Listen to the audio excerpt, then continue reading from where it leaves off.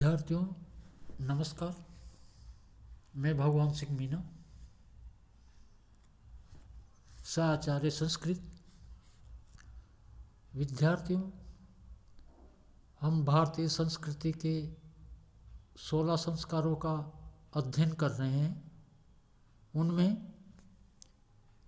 7वां संस्कार है अन्नप्राशन। 6 मास की आयु के उपरांत शारीरिक विकास के निमित्त शिशु को माता के दूध से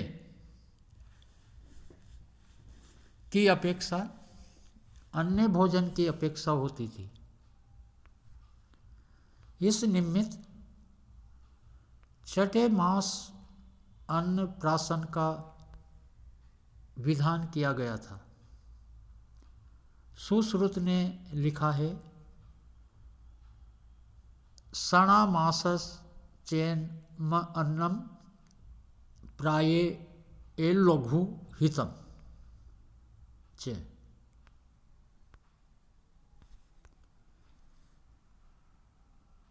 परवर्ती काल में शिशु को पहली बार भोजन कराने की प्रथा ने धार्मिक महत्व ले लिया और कालांतर में अन्नप्राशन एक महत्वपूर्ण संस्कार बन गया।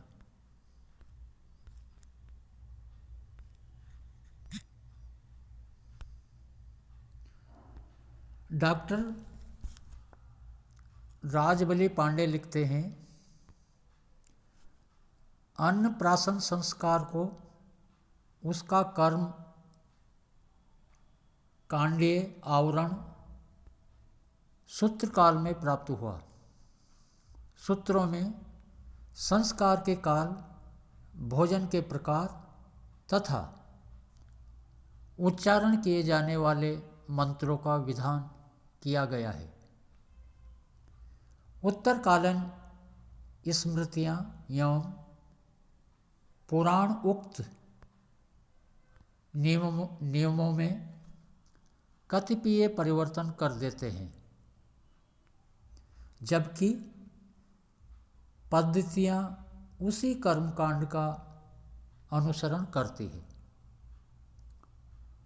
यद्यपि सामान्य रूप से इस संस्कार का समय 6ठा मास बताया गया है, तथापि इस संदर्भ में लोंगाक्सी का मत है कि जब शिशु की पाचन शक्ति का पूर्ण विकास हो जाए तथा दांत निकल आए हो, तभी अन्नप्राशन संस्कार किया जाना उचित है,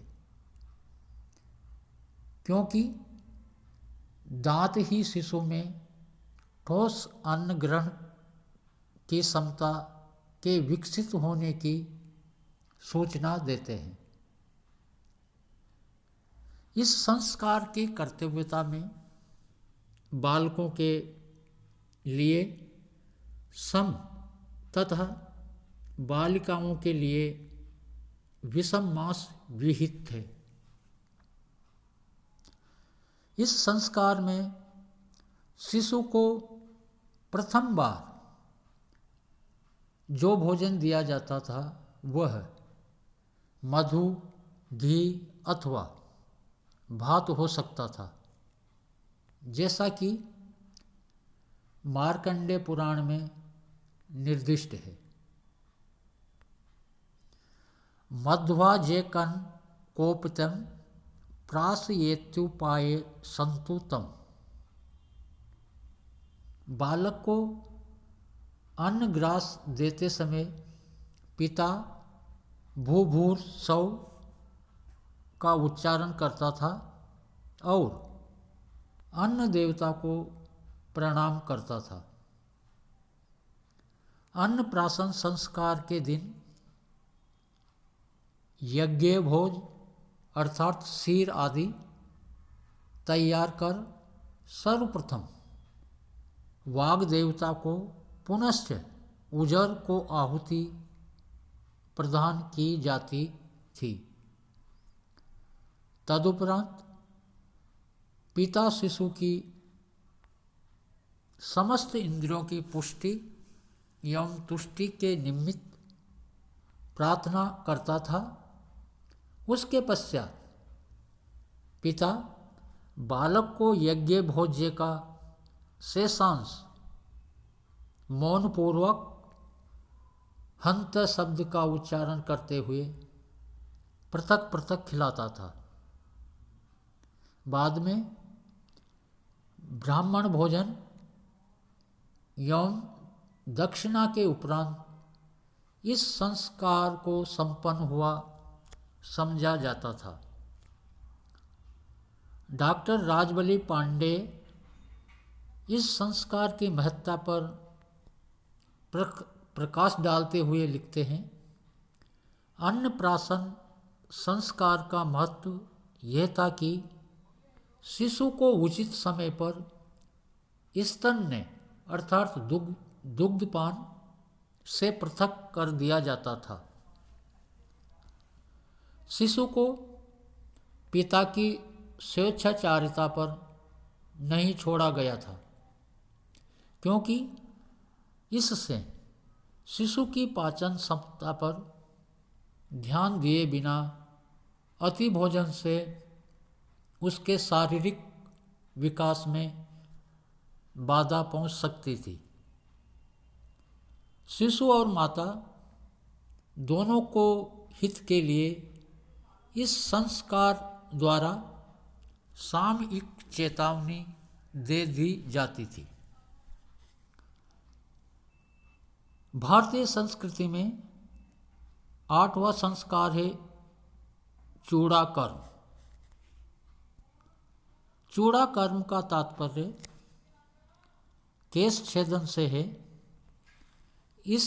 यह संस्कार दीर्घायु, सौंदर्य लाभ एवं स्वास्थ्य की दृष्टि से किया जाता था। आशुलायन ने इसका एकमात्र प्रयोजन दीर्घायु माना है। तेन ते आयुषे वपामि सुश्लोकाये स्वस्थय।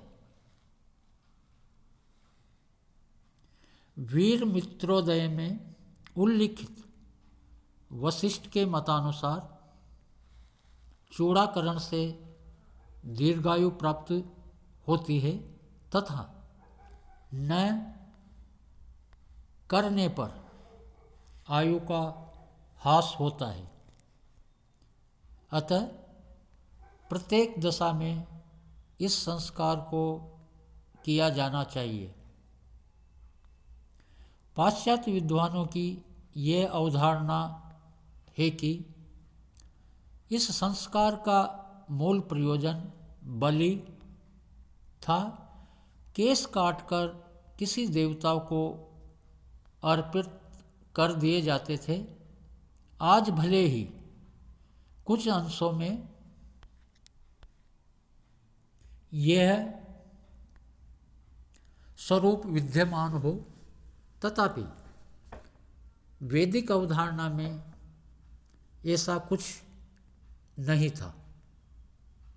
आचार्य चरक ने भी चूड़ाकर्म का उद्देश्य पौष्टिकता, बल, शुचिता, आयुष्य एवं सौंदर्य को माना है। यजुर्वेद में केश छेदन के समय काम में लिए जाने वाले छुरे से शिशु की पुष्टि की कामना की गई। ओम शिवो नामासि स्वधितिष्ठते पिता नमस्ते अस्तु मा हिंसी। इससे स्पष्ट है कि वैदिक काल में ये संस्कार पर्याप्त महत्वपूर्ण रहा होगा। स्वयं पिता द्वारा भी शिशु के केश छेदन का उल्लेख उपलब्ध होता है। गृह सूत्रों के अनुसार चूड़ाकर्म संस्कार का समय प्रथम वर्ष के अंत में या तृतीय वर्ष की समाप्ति पर माना गया था। वीर मित्रोदय में आशुलायन ने इसे 7वें वर्ष या उपनयन के समय भी किए जाने का विधान किया है। तृतीय पंचमे वाब्दे चोल कर्म प्रशस्ते वागाव असमय सप्तमे वा सहोपयनैन वा। अधिकांश धर्म शास्त्राचार्य तीसरे वर्ष में ही चूड़ा कर्म को प्रशस्य मानते हैं। परियोग परिजात ने इस विषय में निर्णय दिया है। जन्मस्ततो तृतीय अब्दे श्रेष्ठम इच्छन्ति पंडिता, अर्थात जन्म से तीसरे वर्ष में पंडितों ने इस संस्कार को श्रेष्ठ माना है। मनु भी तृतीय वर्ष तक ही चूड़ा कर्म को शास्त्र सम्मत मानते हैं। इस संदर्भ में मनुस्मृति का वचन है, चूड़ा कर्म द्विजाति नाम सर्वेषामेव धर्मतः प्रथमे अब्दे तृतीया वा कर्तव्यम श्रुति चोदनात्। धर्म सूत्रों में प्राप्त उल्लेखानुसार चूड़ा कर्म संस्कार सूर्य के उत्तरायण होने पर किया जाता था। चैत्र एवं पौष मास को चूड़ा कर्म के लिए वर्जित माना है। इसी प्रकार सार संग्रह में ज्येष्ठ तथा मार्गशीर्ष मास को वर्जित माना गया है। कई धर्माचार्यों ने रात्रि काल का निषेध किया है, तो कुछ ने शिशु की माता यदि गर्भिणी हो तो चूड़ा कर्म को वर्जित माना है। माता के रजस्वला होने की स्थिति में रजोशुद्धि के उपरांत ही ये संस्कार किया जा सकता था। इस संबंध में वृद्ध गार्गे का मत है, विवाहे विधवा नारी जड़त्वम व्रत बंधने चौले चेव शिशु मृत्यु तस्मात् त्रयम तजेत। अर्थात माता के रजस्वला होने पर, विवाह, उपनयन या चूड़ा कर्म करने पर नारी विधवा हो जाती है, ब्रह्मचारी जड़ हो जाता है तथा शिशु की मृत्यु हो जाती है। चूड़ा कर्म में शोर के साथ सिक्का रखना सर्वाधिक महत्वपूर्ण कार्य था। इसमें कुल धर्म को प्रधानता दी गई थी। प्रवारानुगा पंच त्रिश चूड़ा कार्य यथाकुलम, अर्थात कुलानुसार प्रवर संख्या के अनुसार 3 या 5 शिखाएँ रखी जाती थी। वशिष्ठ के वंशज सिर के मध्य भाग में 1 शिखा रखते थे। भृगु के वंशज शिखा नहीं रखते थे। अत्रि काश्यप द्विविभक्त चूड़ा रखते थे, तो अंगिरस प्रवर वाले 5 शिखाएँ रखते थे। कालांतर में 1 शिखा रखना हिंदुत्व का प्रतीक मान लिया गया। चूड़ा कर्म संस्कार की कोई विशिष्ट विधि नहीं थी, तथापि किसी शुभ दिन, शुभ मुहूर्त का निश्चय करके संकल्प, गणेश पूजा, नांदी श्राद्ध आदि कार्यों के उपरांत शिशु को स्नान कराकर नए वस्त्र धारण कराए जाते थे।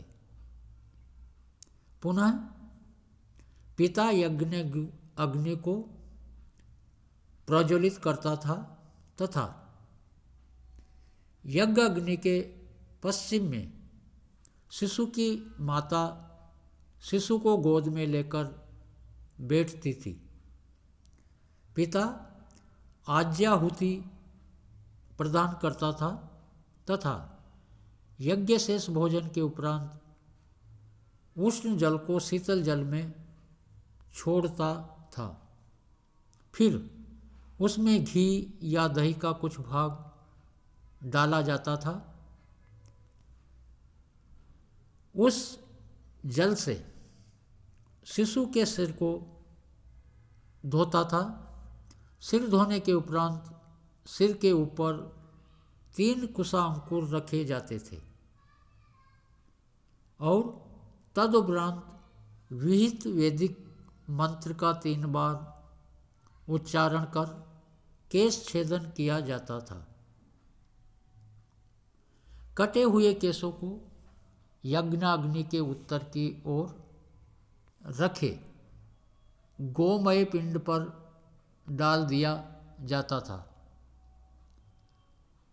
बाद में केश सहित उस गोमय पिंड को गौशाला में गाड़ दिया जाता था या जल में विसर्जित कर दिया जाता था। इस प्रकार संस्कार की संपन्नता के साथ ब्राह्मण भोजन एवं दक्षिणा का कार्य किया जाता था और शिशु के दीर्घ आयुष्य का आशीर्वाद प्राप्त किया जाता था। चूड़ा कर्म का वैज्ञानिक महत्व भी था। इस संबंध में सुश्रुत संहिता में उल्लेख प्राप्त होता है। मस्तक के भीतर ऊपर की ओर सिरा तथा संधि का सन्निपात है, वही रोमा आवर्त में अधिपति है। इस अंग को किसी भी प्रकार का आघात लगने पर तत्काल ही मृत्यु हो जाती है। अतः इसके सुरक्षार्थ इसके ऊपर सिका रखना सार्थक प्रतीत होता है।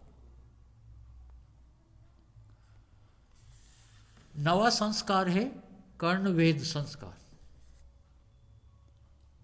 इस संस्कार का उल्लेख गृह सूत्रों में नहीं मिलता है, अतः ये संस्कार परवर्ती काल में प्रचलित हुआ होगा, ऐसा अनुमान किया जा सकता है। कर्णवेद का उल्लेख सर्वप्रथम कात्यायन सूत्रों में हुआ है। बाद के स्मृतिकारों ने इसके संदर्भ में कोई धर्मशास्त्रीय प्रमाण नहीं दिए हैं। वीर मित्रोदय में उद्धृत बृहस्पति के मतानुसार ये संस्कार जन्म के 10वें, 12वें या 16वें दिन किया जा सकता है, किंतु गर्ग ने इसे छठे, 7वें, 8वें या 12वें मास करने का विधान किया है।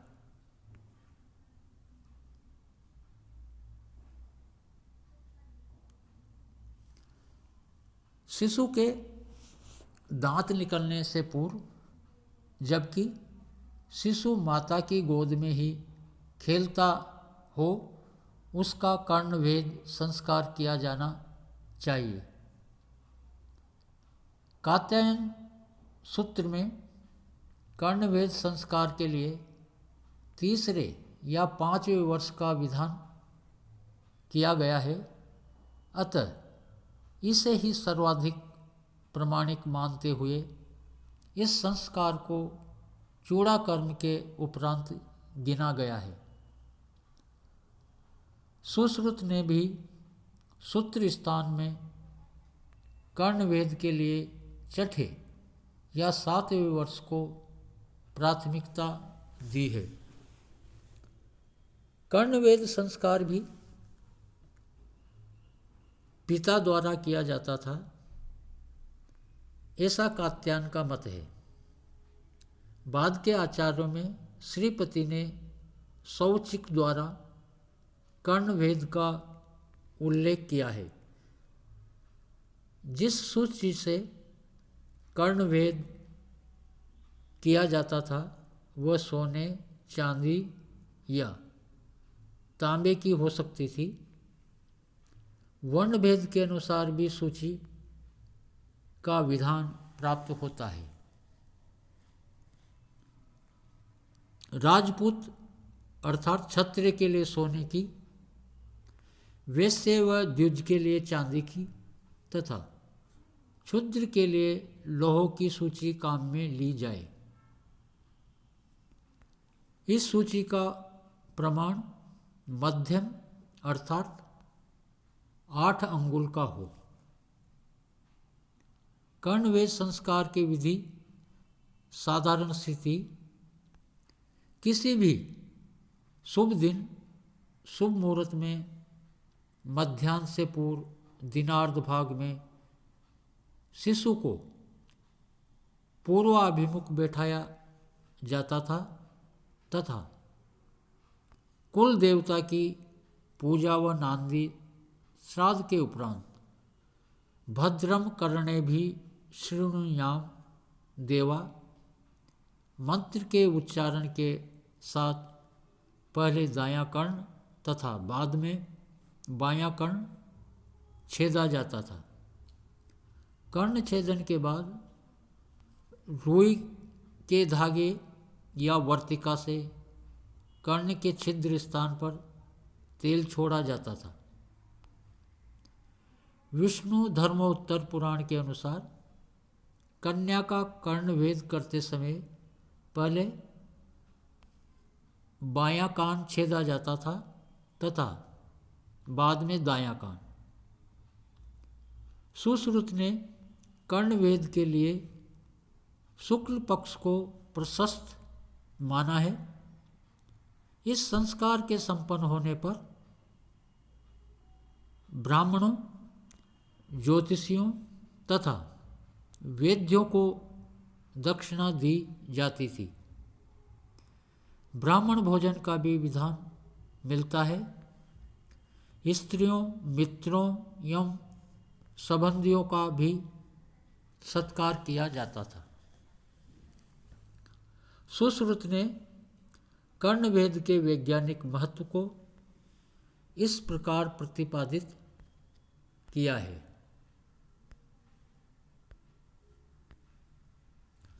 संकोपरि च कर्णान्ते त्यक्त्वा यत्नेन सेवनीं व्यवत्वा साध्वा श्रीराम विद्या आत्रवर्धि विवर्ते। इससे स्पष्ट है कि कर्णवेद प्राय अंडकोश वृद्धि तथा आंत्रवृद्धि के निरोध के लिए उत्तम उपाय था। तो विद्यार्थियों नमस्कार।